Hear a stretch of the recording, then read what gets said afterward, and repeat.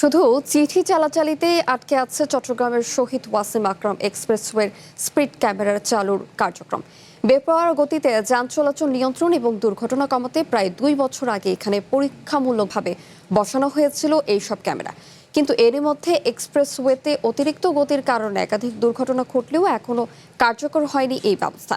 ফলে সড়কে নিরাপত্তা নিয়ে শঙ্কিত এই পথে নিয়মিত যান চলাচলকারীরা। লাইফে কখন কি হয় গ্যারান্টি আছে? তাই ইন্স্যুরেন্স করুন সিটি ব্যাংকে, কারণ ইন্স্যুরেন্স করলে সিটিতে সুরক্ষা পাবেন নিশ্চিন্তে। চট্টগ্রামের দীর্ঘতম উড়াল সড়ক শহীদ ওয়াসিম আকরাম এক্সপ্রেসওয়েতে গাড়ির গতি নিয়ন্ত্রণে পরীক্ষামূলকভাবে বসানো হয় এই স্পিড ক্যামেরা, কিন্তু 2 বছরেও তা পুরোপুরি চালু করা সম্ভব হয়নি।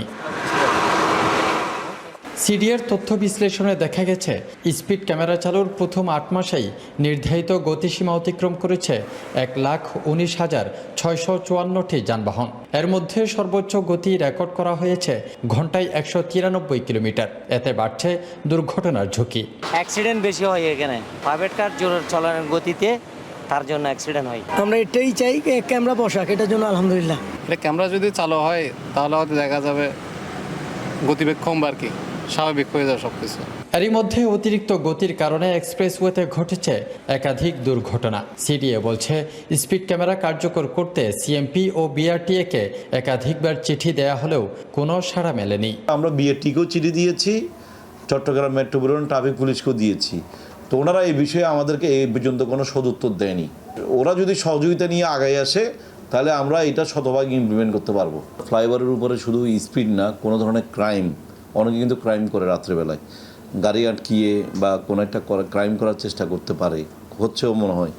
তো আমরা সেই জন্য সিসি ক্যামেরা বসাই দিচ্ছি। ওই সিসি ক্যামেরা সার্ভার থাকবে একটা চট্টগ্রাম মেট্রোপলিটন পুলিশের ওইখানে, আর একটা থাকবে আমাদের কাছে।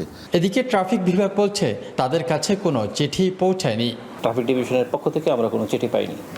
তো আমরা প্রত্যাশা করছি অ্যাজ আর্লি অ্যাজ পসিবল এই প্রজেক্টটা কমপ্লিট হলে যে ট্রাফিক পয়েন্ট অফ ভিউ থেকে যে এই আপনার হলো সড়ক নিরাপত্তার যে অংশটুকু, সেটা যাতে আমরা আমাদের এখতিয়ারটুকু আমরা এক্সারসাইজ করতে পারি।